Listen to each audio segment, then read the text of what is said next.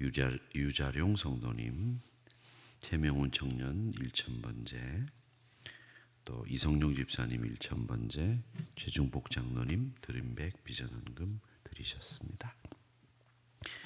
이 사무엘서의 핵심은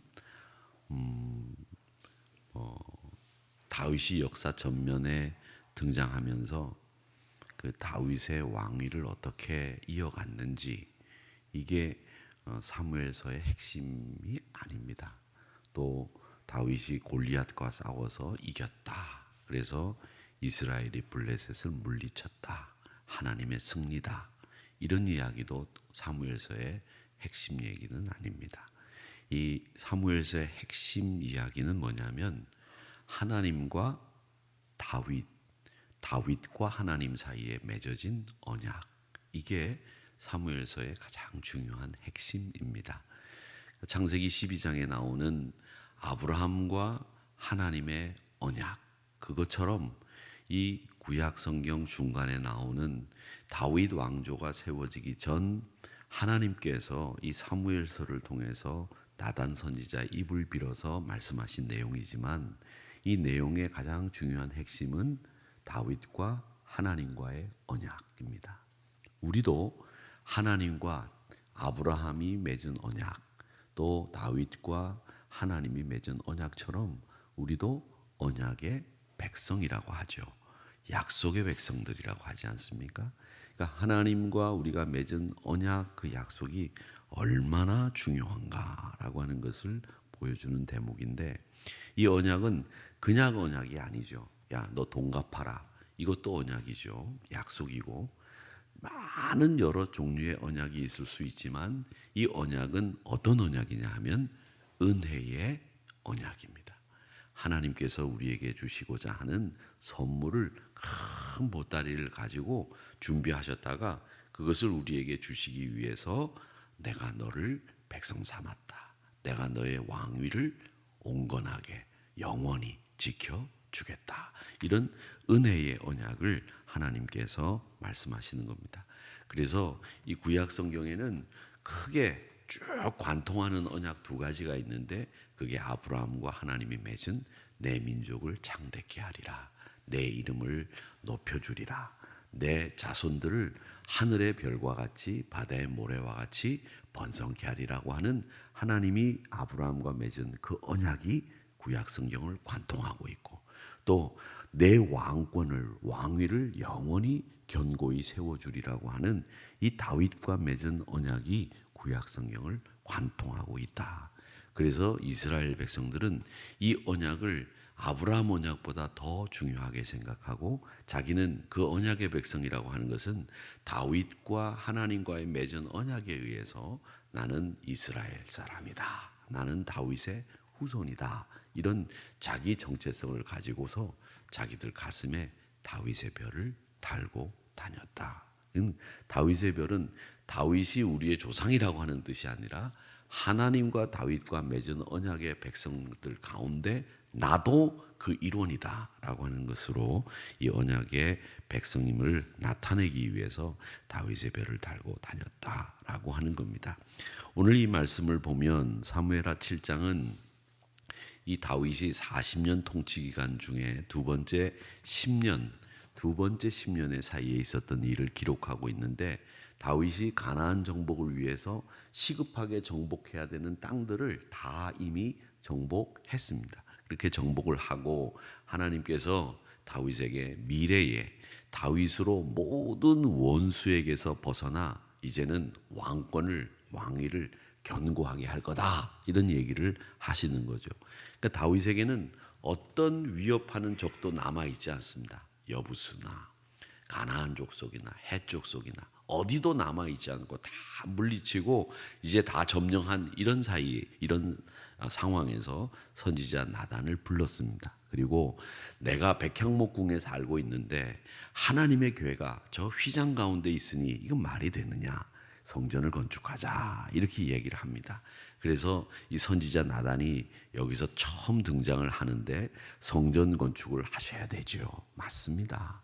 우리가 성전을 건축해야 되는데 하나님께서 이것을 허락하실런지 우리가 살펴보겠습니다. 이렇게 이야기를 하는 겁니다. 근데 이때는 선지자 나단도 그렇고 다윗도 그렇고 하나님이 다윗을 통해서 성전 건축을 허락하실 거라고 생각했습니다. 근데 하나님은 결국 허락하지 않으셨죠. 얼마나 힘겨운 세월을 보내왔습니까? 정복하고 싸우고 물리치고 또 사울의 괴계를 다 물리치고 난 뒤에 태평성대가 돼서 이제 다윗이 성전을 건축하기만 하면 하나님이 허락하실 줄 알았는데 사실은 허락하지 않으시죠. 그것이 무엇 때문에 그랬는지는 우리가 나중에 솔로몬 시대를 들어가서 살펴보겠지만 이 태평시대에 다윗의 입장에서 보면 이제 적들을 다 정복하고 태평성대가 이루어졌는데 안주할 만한데 다윗은 다시 새로운 하나님을 위한 일을 계획하고 있다라고 하는 겁니다. 이 성전 건축은 하나님이 명령하신 것 아닙니다. 다윗의 마음에서 우러 나온 것이고 다윗의 소원에서부터 시작된 것이죠. 그래서 우리가 신앙생활을 하는 것은, 신앙이라고 하는 것은요, 내 소원도 물론 중요하지만 하나님의 뜻을 묻는 일이 굉장히 중요한데, 여기서 한 가지, 이 다윗은 성전 건축에 대해서는 하나님께 여쭙지는 않았다.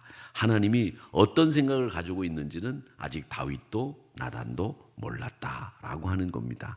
그러니까 우리가 여기서 잘 살펴야 될 것이 하나 있습니다. 그게 뭐냐? 하나님의 뜻이라고 하는 것하고 인간의 욕망이라고 하는 것, 그 사이에서 인간의 욕망처럼 보이지 않으면서도 사실은 인간의 욕망인 게 있고요, 하나님의 뜻인 것처럼 보이는데 인간의 욕망인 것도 있고, 또 인간의 욕망처럼 보이는 것이 하나님의 뜻인 것도 있다라고 하는 것을 우리는 정확히 아셔야 됩니다.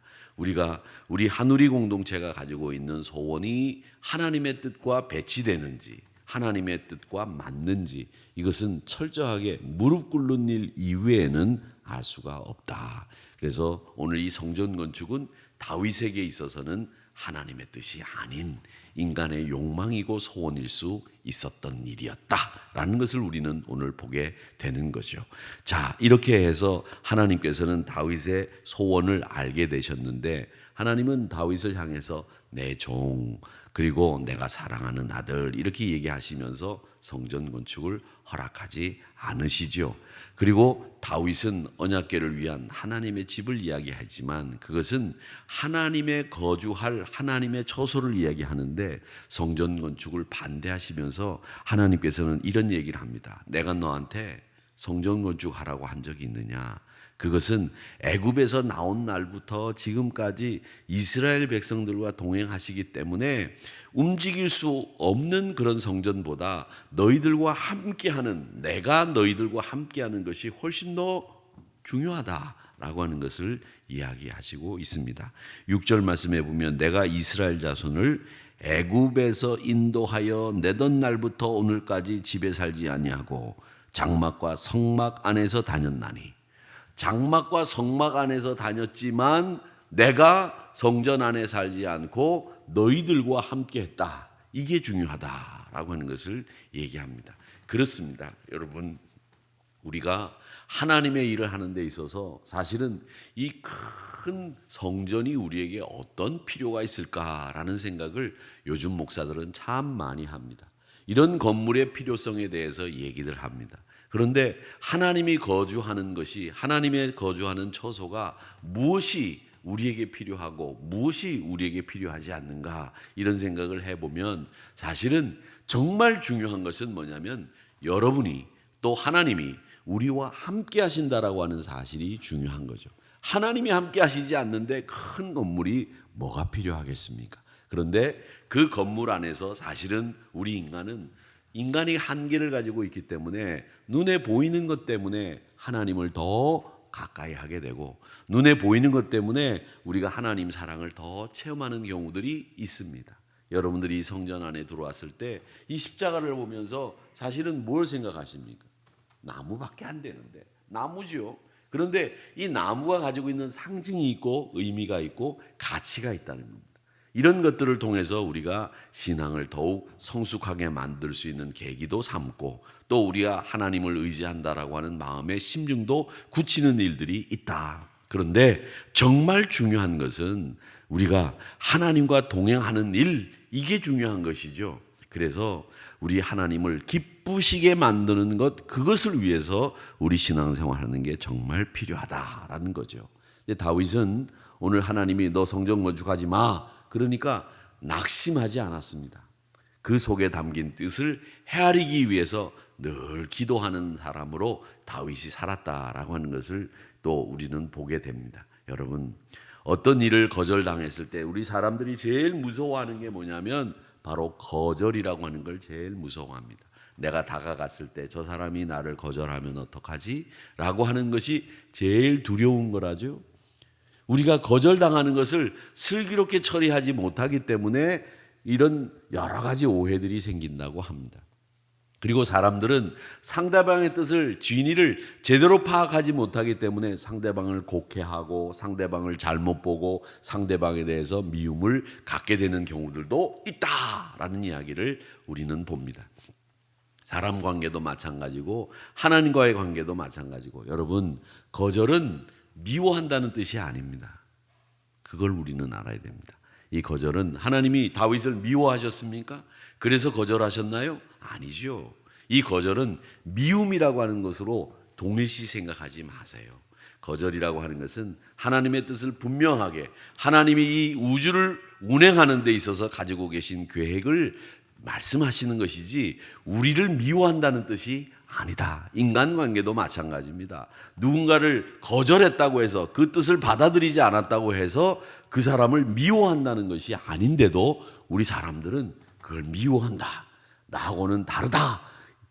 저 사람은 내 적이다. 이렇게 생각하는 경우들이 많다라는 겁니다. 잘 생각해 볼 일입니다. 이 거절 앞에서 다윗이 어떻게 처신했는지 분명히 우리는 알아야 됩니다. 그런데 이 거절 앞에 하나님이 어떻게 처신하게 만드셨는지, 또 다윗은 어떻게 처신했는지를 한번 보시기를 바랍니다. 9절 말씀에 보면 이렇게 얘기합니다. 네가 가는 모든 곳에서 내가 너와 함께 있어.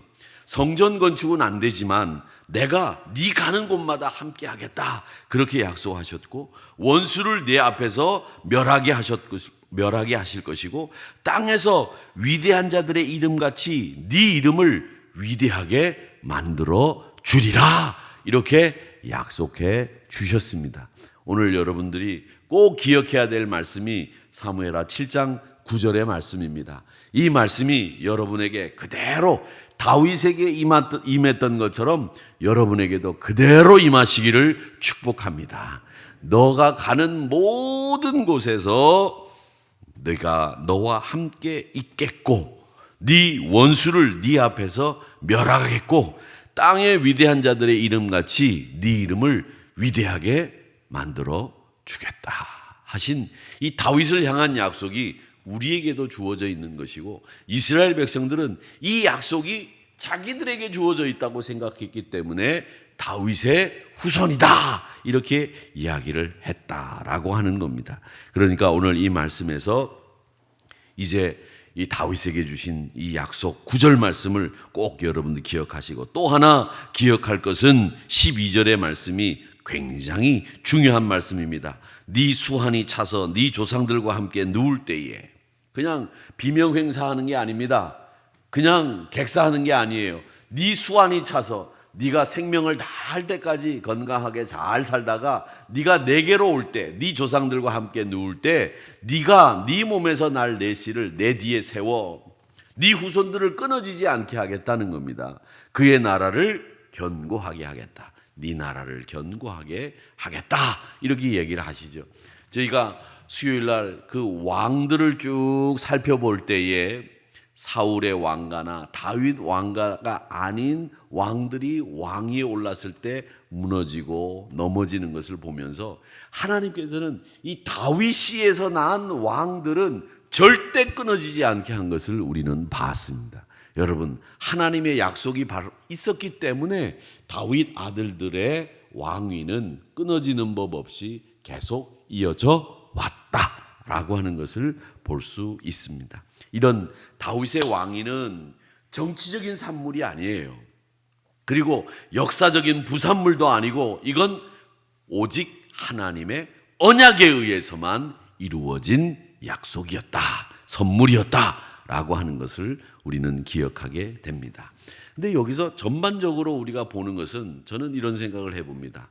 하나님을 향한 이 뜨거운 열망이 다윗의 가슴 속에 쉼 없이 있었다라는 거죠. 사랑하는 성도 여러분, 이게 굉장히 중요한 것 같습니다. 태평성대를 이루고 하나님의 뜻대로 정복전쟁에서 승리하고 난 뒤에도 그냥 가만히 있으면 되는데 또 하나님을 위한 무슨 일인가를 꾸미려고 하고 하려고 하는 다윗이 하나 가지고 있는 하나님을 향한 강한 열망, 이 열망을 여러분 가슴 속에도 품기를 축복합니다. 이게 다윗에게 있어서는 가장 멋진 모습이 아니겠는가라는 생각을 합니다. 하나님을 향한 뜨거운 열망, 여러분 가슴 속에 타오르고 있는지 한번 보세요. 하나님을 향한 뜨거운 열망이 있다면 여러분도 다윗과 같이 오늘 9절과 12절에 약속하신 이 말씀이 그대로 이루어지는 축복의 백성이 될 줄로 믿습니다. 그렇기 때문에 네 이름을 어떤 위대한 자보다 위대하게 만들 것이고 네 원수를 네 앞에서 멸할 것이고 또 네가 가는 모든 곳에 내가 너와 함께 하겠다라고 하는 이 다윗에게 맺은 언약, 그 언약의 주인공들이 다 되시기를 주님의 이름으로 축복합니다.